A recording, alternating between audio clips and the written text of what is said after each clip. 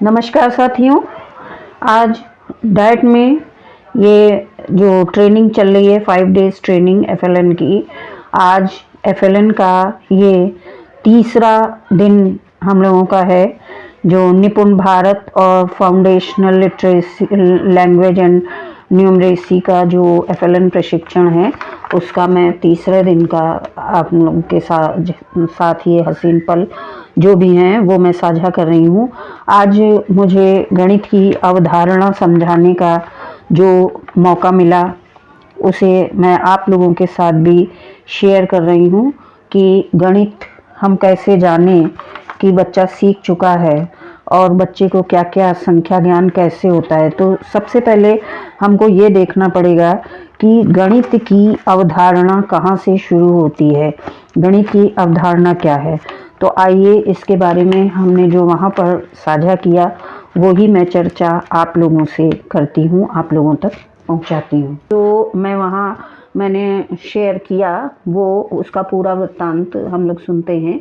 जैसे देखिए, गणित की अवधारणा, गणित क्या है, गणित की अवधारणा कैसे हुई। तो गणित एक ऐसी विधाओं का समूह है जो संख्या, मात्रा, परिमाण और उनके आपसी रिश्तों, गुण, स्वभाव इत्यादि का हम उसमें अध्ययन करते हैं। गणित एक अमूर्त या निराकार और निगमनात्मक प्रणाली है। इसकी शाखाएं अंकगणित, रेखागणित, त्रिकोणमिति, कलन आदि हैं।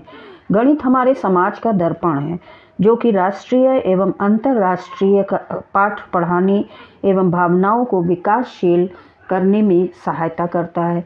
गणित से व्यक्ति की मानसिक शक्तियों का विकास होता है।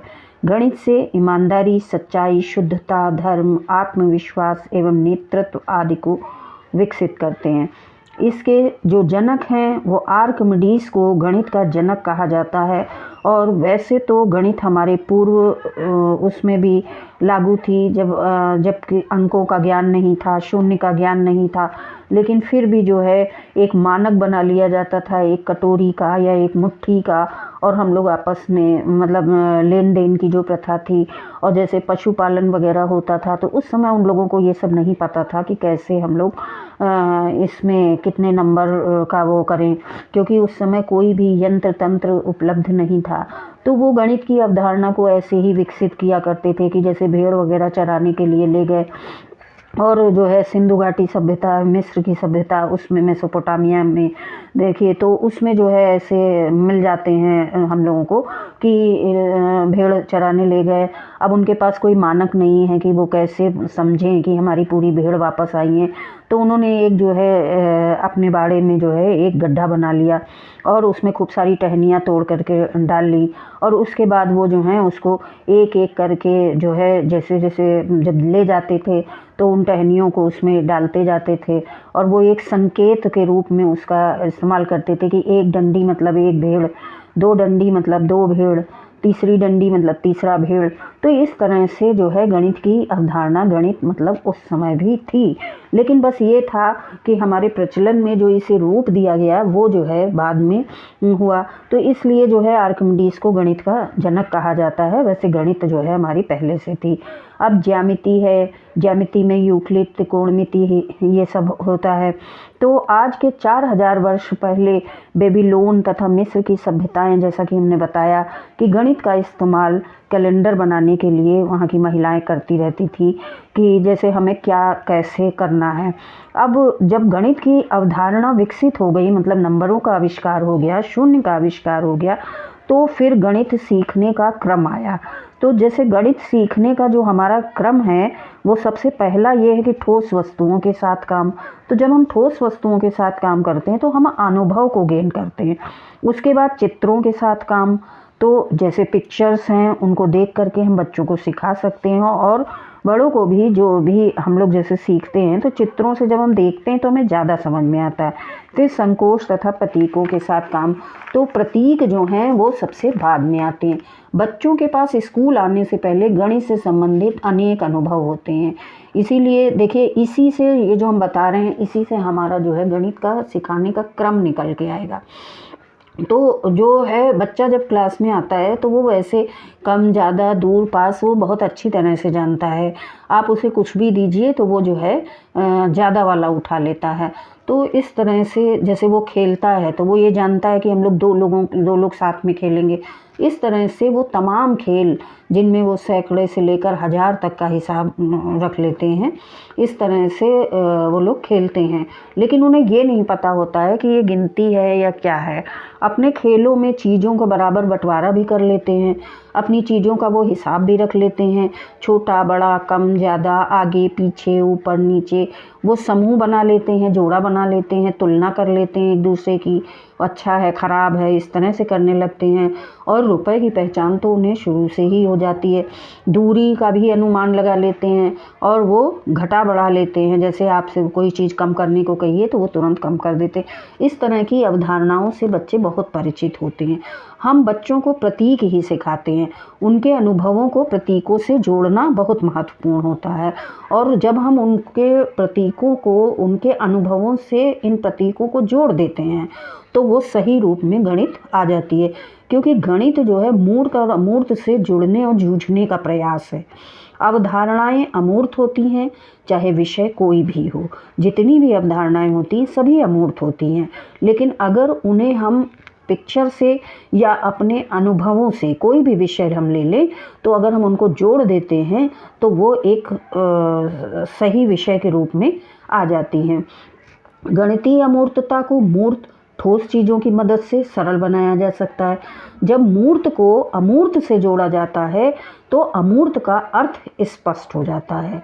जब हम कोई चीज़ देख लेते हैं, ऐसे तो हम बात करते हैं तो उसको अमूर्त में वो चलता है, लेकिन जब हम उसको दिखा देते हैं, जैसे ऐसे 1 है 2 है तो ऐसे इनका क्या मतलब हुआ, कुछ नहीं। लेकिन जब हम बच्चों को कहें कि 2, तो वो किसी भी चीज़ को 2 निकाल करके जब जो दिखा देते हैं तो वहाँ पर उनकी गणित की जो अंकों की अवधारणा स्पष्ट हो जाती है। प्रस्तुतिकरण के तरीकों से भी कई बार गणित अमूर्त प्रतीत होती है। शुरुआती दिनों में गणित सीखने में ठोस वस्तुओं की भूमिका अहम होती है। इस उम्र में बच्चे स्वाभाविक तौर पर तरह तरह की चीज़ों से खेलते हैं, उन्हें जमाते हैं, बिगाड़ते हैं, तोड़ते हैं और फिर जो है उन्हें फिर से बनाते हैं। इस प्रक्रिया में उनकी सारी इंद्रियां सचेत होती हैं और वे उनके सहारे मात्राओं को टटोलते हैं व समझते रहते हैं। यहीं से शुरू होती है गणित सीखने की प्रक्रिया। मतलब कहने का ये है कि गणित की अवधारणा जो होती है वो वहाँ से शुरू होती है, लेकिन उनका अनुभव और प्राचीन जो भी जीवन होता है उसमें वो गणित की बहुत सारी क्रियाएं कर चुके होते हैं। गणित सीखने का एक निश्चित क्रम है जो हमारे इसमें दिया हुआ है कि ठोस वस्तुएं जिससे कि हमें अनुभव जिनके साथ हम प्राप्त करते हैं, चित्र भी, और संकोच तथा प्रतीक। तो इस तरह से हमारा जो गणित का क्रम है वो है ELPS, E फॉर एक्सपीरियंस, अनुभव। इसमें कार्य हम किसके साथ करते हैं, ठोस वस्तुओं के साथ अपने अनुभव को हम अनुभव अपना बनाते हैं और बच्चों का अनुभव उनके साथ होता है। फिर भाषा, जो क्रियाएं करते हुए दैनिक जीवन में जो हम बोलते हैं, क्रियाकलाप करते हैं, दैनिक जीवन से जुड़ी हुई भाषा के साथ उसको हम अपने अनुभवों को जोड़ देते हैं और फिर चित्रों के साथ कार्य करते हैं, वार्तालाप करते हैं, तो वो पिक्चर आ जाता है। तो ELP।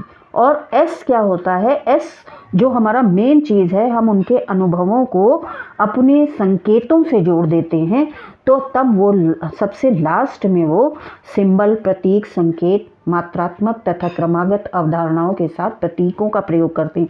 ऐसे वो कम ज़्यादा निकाल देते हैं, लेकिन उन्हें ये नहीं पता होता है पहले कि हम कितना निकाल रहे हैं, 5।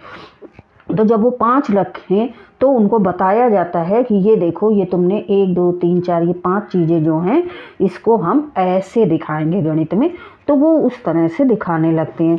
तो अंत में संकेतों से सामंजस्य स्थापित करते हुए उन्हें ये बताते जाते हैं कि देखो 2 और 2 को जोड़ दिया, ये जोड़ का निशान होता है। और जोड़ना वैसे तो बच्चे अपने घर से ये सुनते हुए आते हैं, कोई चीज़ टूटती है तो वो सुनते हैं कि हमारे जोड़ा गया, 2 लोग मिल गए, जुड़ गए, मिल गए, है ना। लेकिन जो है वो ये नहीं जानते कि गणित की भाषा में इसको हम ऐसे कर दें, धन लगा देते।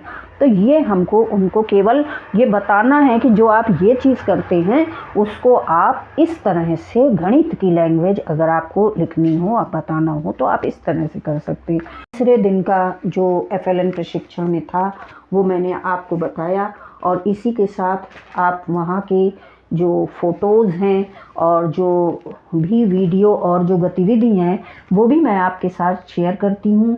और इसी के साथ मैं अब अपनी वाणी को विराम देती हूँ। धन्यवाद। आप मेरे चैनल को सब्सक्राइब करें और इसी तरह लाइक करते रहें, शेयर करते रहें। आप लोगों का बहुत बहुत आभार। धन्यवाद।